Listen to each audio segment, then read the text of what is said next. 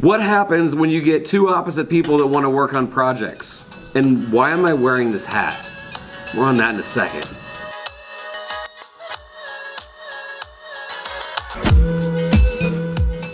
Okay, today I'm joined with Cameron and Isabella. And we today are, well, I guess one, it's Spirit Day. This is one of my students. It's Tourist Day.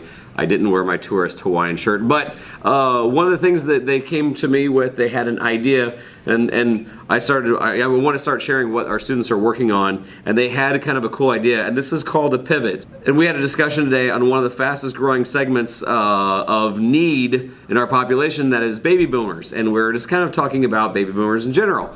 And then all of a sudden, they started thinking, Isabella, you told me immediately you wanted to work with Cameron, because He knows what he's doing when it comes to technology. and he's a little bit, He does what I tell him to do. he does what I tell him to do. So you're the more outgoing, he's the quieter, he's more techie, and you're more customer friendly, like you like talking and conversing. And so they come up to me and they said, hey, we're thinking about what if we kind of served technology needs for senior citizens. We had just talked about in class, they're a huge demographic, and I'm like, oh, I love that. Walk me through some of the things you guys were thinking, and then we'll ask our audience whether they think that your idea is killer. So I'm really honestly wanting feedback from you guys. Okay, so what we were thinking is when you buy something, like the Geek Squad at Best Buy, you can call them up and then they'll help you install it or explain it or whatever. But that's just at Best Buy.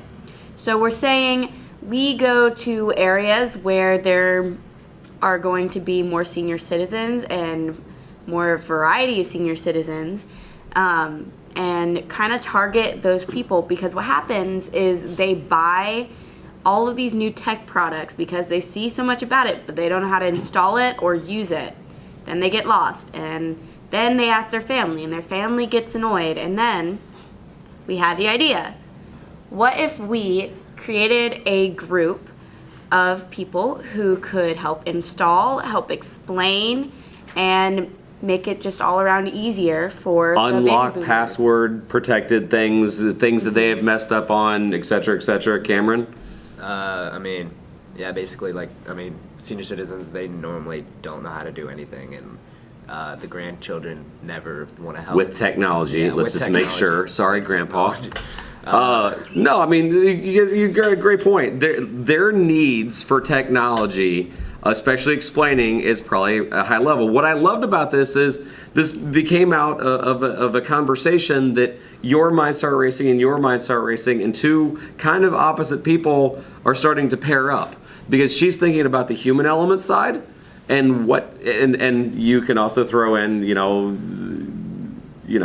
you had a family thing here recently with locked cell phone. Yeah, we had to open up a cell phone that was locked, and there was no easy access into it, like camera or Siri or anything. It was an iPhone, and we had to get the contacts off of it, as well as the voicemails.